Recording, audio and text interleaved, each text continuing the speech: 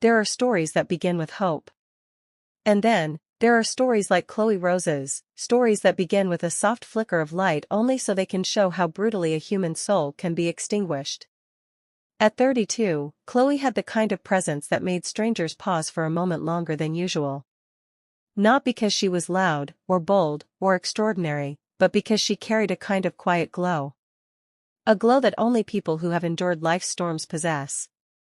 But 6 months before her light left her eyes forever, no one knew that Chloe Rose had already begun to dim.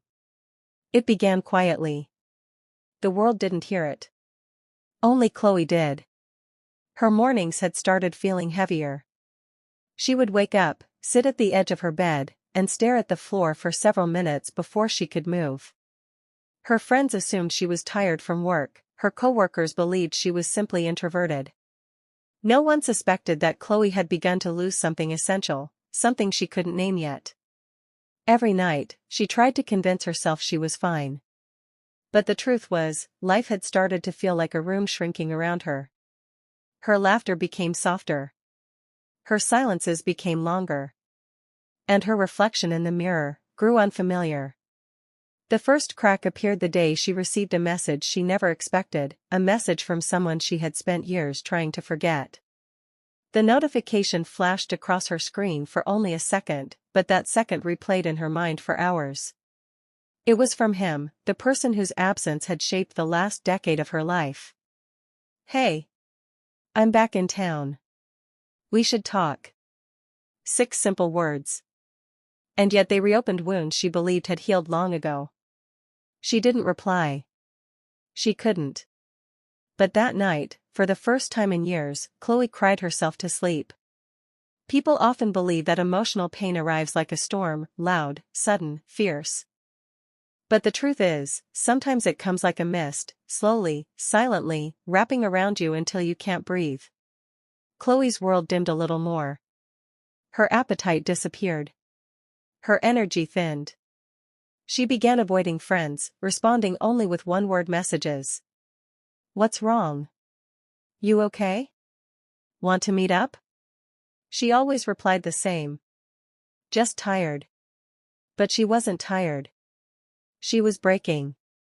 And every evening, when she stood in front of the bathroom mirror, she noticed something terrifying. Her eyes had begun to lose their shine.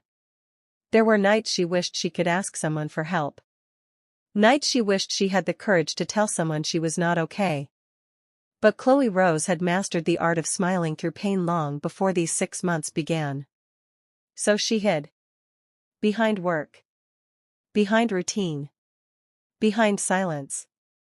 But the shadows kept growing. One rainy evening, when the city felt as cold as her thoughts, she received a second message from him. "I'm sorry for everything." She froze. Her chest tightened. Her breath quickened.